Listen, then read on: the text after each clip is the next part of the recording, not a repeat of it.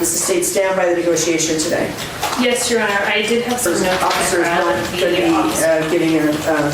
be being sworn and giving any statement today. That's correct. I think that's what we all agreed upon, is understanding that it was a car, and we know what the defense synopsis has to say about the officers. I guess accounting for your responsibility in this or not, as the case may be, is, from what I understand here, you are the Every only courtroom adult has a story, but every once in a while, a case comes along that forces everyone in the room to ask the same question. Where does accountability truly begin? Today, we're breaking down a sentencing hearing involving a woman who insists she never intended for things to spiral out of control. Yet prosecutors say her decisions helped create a dangerous situation that put a police officer directly in harm's way.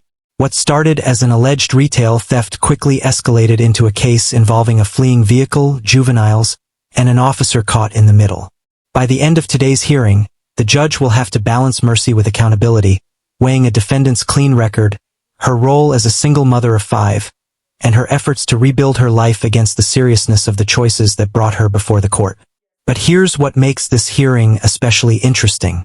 The prosecution has agreed to make no sentencing recommendation, leaving much of the decision in the judge's hands. The defense argues this was never a carefully planned criminal act and points to years without new trouble, ongoing education toward a PhD, mental health treatment, and family responsibilities.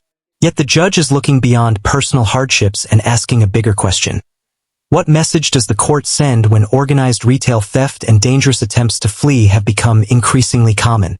As you watch, pay close attention not just to what is said, but to what isn't.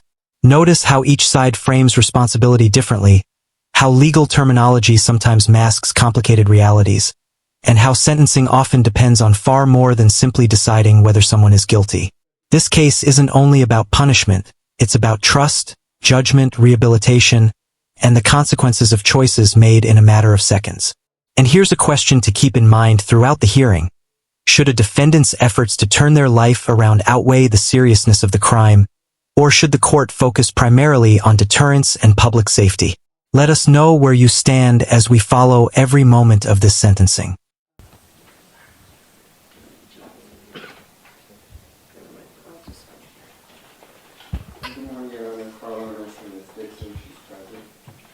All right, we do see Ms. Dixon present with us out of custody.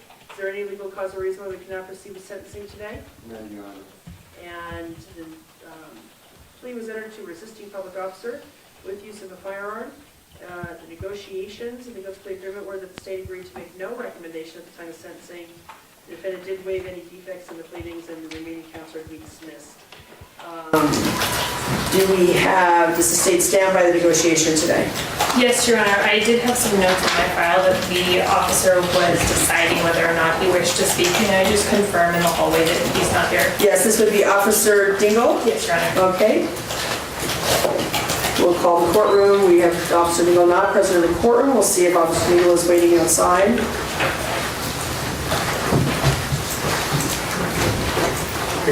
Thank you, Your Honor. I just wanted to confirm so it wasn't missed. So the officer is not going to be being sworn and giving any statement today? That's correct.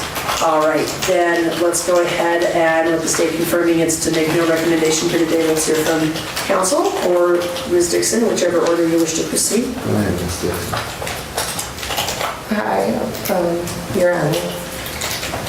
Overall, right now, I'm in school. I'm no longer employed because of the situation. I'm in school for a PhD. I'll be graduating in December.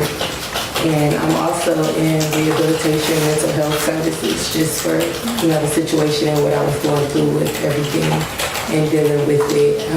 I'm a single mother of 5. And I want to apologize to everyone that was in the situation and the officers, the victims, my child, everyone that was involved. Overall, I apologize to the courts also. And it was an unfortunate situation that I wasn't aware about, but I was put in a situation. So with that, I do understand, and I'm appreciative that I know what I heard. Right away, the defense begins presenting what is commonly known as mitigating circumstances. Details that don't erase criminal responsibility, but may influence the judge's sentencing decision. Ms. Dixon emphasizes her education, mental health treatment, family responsibilities, and expresses remorse for everyone affected. These are all factors courts frequently consider when deciding whether rehabilitation is a realistic alternative to incarceration. However, judges also pay close attention to how responsibility is accepted. An apology carries the most weight when it's accompanied by a clear acknowledgement of one's actions. As this hearing continues, listen carefully to whether the court believes her statement reflects full accountability or whether it sounds like she's placing some of the blame on circumstances beyond her control. What do you think? Does this sound like genuine remorse? Or do you believe she's minimizing her role in what happened? I heard you didn't anyone else in this situation, and I do apologize once again. Mr. Ordo. Your Honor, I want to point out some facts here. The first, the charge, and I think we talked about this at the plea colloquy, that it's with use of a firearm, and it was actually a car, a vehicle. And you probably can decipher that through the factual description. I think when we took the plea, we had that discussion. I just Right. stated the title of the charge as we, and it's not uncommon to have, as you noted, and I think as we noted when we took the plea, that there's sometimes what we call a fictitious plea to reach a certain charge or a certain outcome. And so I think that's what we all agreed upon, is understanding that it was a car. And we know what the defense synopsis has to say about the officer's engagement with Ms. Dixon and what occurred in the parking lot and out onto the roadway in those circumstances. All right, thank you, Your Honor, for remembering that. Additionally, I wanted to point out that my client was not found with stealing anything from the store, that she was along with the two other individuals, and what we faced if we went to trial was just the appearance that there was some coordination by my client's part to put this all together. She denies that, but then in regards to the officer, she did admit that she said, go, go, go, that she was trying to get out of there, trying to escape the situation. Nevertheless, this is an old case. She's been out of trouble during the pendency of this case while she's been out on house arrest. But additionally, she had no prior criminal record except for that misdemeanor in 2015. Again, I think the punishment would be because of her fear of what was happening and, just a very convoluted situation. And also that her daughter, was in the vehicle. And Ms. Dixon was telling me that she was talking to her daughter, and I advised her that would be very hard to prove that to her jury, but she was telling her daughter to go, go, go, meaning get out of this situation. Nevertheless, she's accepting responsibility for her part in it, and we're asking for a suspended sentence, Your Honor. Again, she's a person that's been staying out of trouble. She has family responsibilities, and she's been diligent about working until she just got removed from her position here recently. And again, that was a byproduct of this case, so she suffered consequences because of this, and I don't believe she'll be any further problems to the law or to this court. Now the defense shifts from personal background to the legal facts of the case, and this is an important distinction. Counsel argues there is no evidence that Miss Dixon actually stole merchandise herself and reminds the court that going to trial would have required proving coordination and criminal intent beyond a reasonable doubt. At the same time, the defense openly acknowledges that she admitted saying go, go, go during the incident. That's significant because even if someone isn't accused of physically taking property, encouraging or assisting events during a dangerous escape can still carry serious legal consequences. Notice how the defense is trying to strike a careful balance, accepting enough responsibility to justify leniency while avoiding admissions that could make the conduct appear more deliberate. Do you think this strategy strengthens the request for probation, or does it leave too many unanswered questions about what really happened? Law to this court, so we're asking for a probation sentence. The struggle that I have, Ms. Dixon, with the way this has been described and the way you are, I guess, accounting for your responsibility in this or not, as the case may be, is, from what I understand here, you are the only adult in this scenario. These are juveniles that are participating in what is happening here. Now, whatever you knew or didn't know, to say that you were sort of somehow dragged along on this, and I don't mean that that's not a pun I'm trying to make, it just that you were brought into this and forced into this, and other people are taking responsibility. Like, who's the adult in the room? Who's making these decisions? And if your daughter was part of this process, that's also equally concerning. I'm not having a dialogue here with you now. I'm just telling you my thought process before I announce my sentencing, because we're seeing the scourge of this going on in our community every day. I have literally been in multiple stores where I'm standing there looking at potentially making a purchase to see people scuffling and shuffling and running out the door, and sometimes the people pursue it, sometimes they don't, and it's people stealing as much as they can get their hands on and running out the door without making purchases. And just me alone, having seen that multiple times, like, it's happening all the time. And where it is that people thought that it was okay to start behaving in this manner, and where it is an adult would be participating in any way, shape, or form along with this, I can't understand. Now, do I think you need to go to prison behind this? No. Not with the lack of history that you do have here, but you are not without some, the minimal, granted, but history of theft concerns. And now we have this situation happening. So while I appreciate very much that you are, as you noted in your statement, a single mother with 5 children, and you're also helping take care of a grandmother, and have these circumstances occurring, this is never acceptable behavior in the community. We all paid for this behavior in the community. This is not just, I grabbed a few things that I either couldn't afford to pay for or thought I could get away with. This is, all of us pay for that with increased insurance payments, increased prices on products, everything.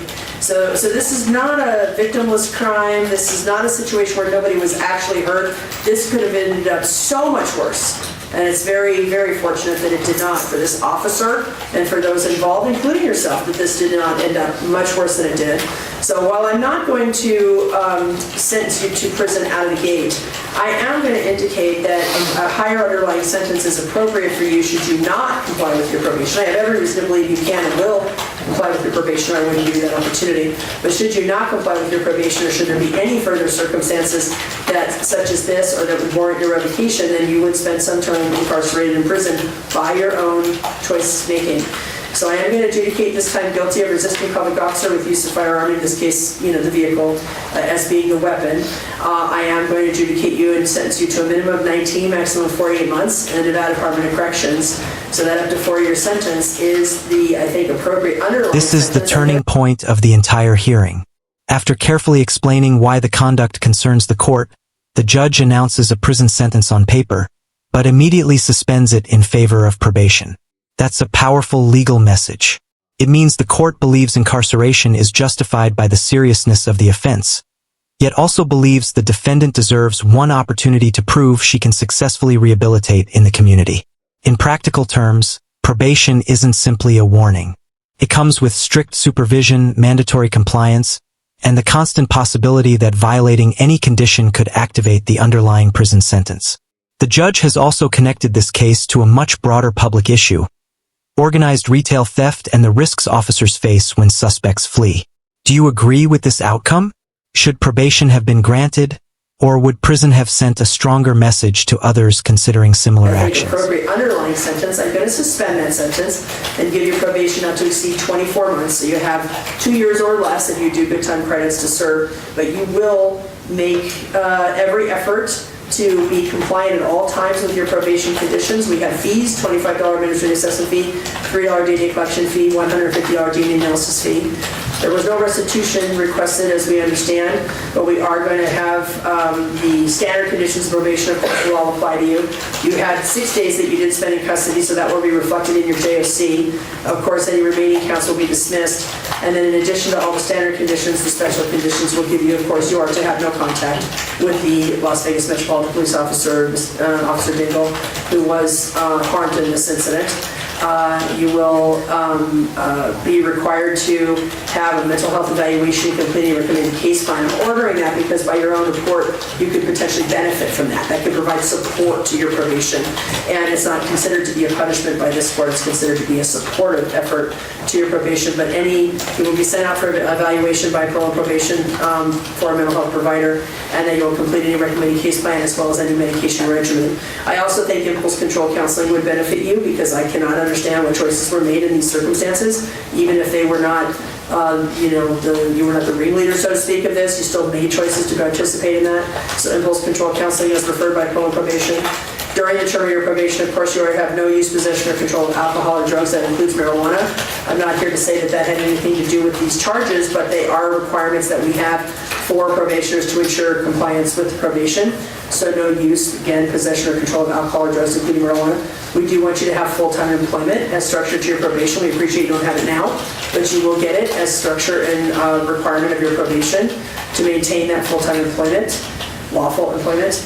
You will comply with any curfew that may be imposed. I'm not saying they would, but if they do, you'll have a curfew, you have to comply. And then report within 48 hours, so you have till Friday to go to parole and probation and check in that you're on probation as of today, make no mistake about that. And then in addition to all the standard search clauses, you have the special search clause that any digital storage media they have access to or use, including computers, handheld communication devices, network applications, associated devices. This includes social media and remote storage services. At this stage, the hearing shifts from deciding the sentence to defining exactly what probation will look like. Many people hear the word probation and assume it simply means avoiding prison.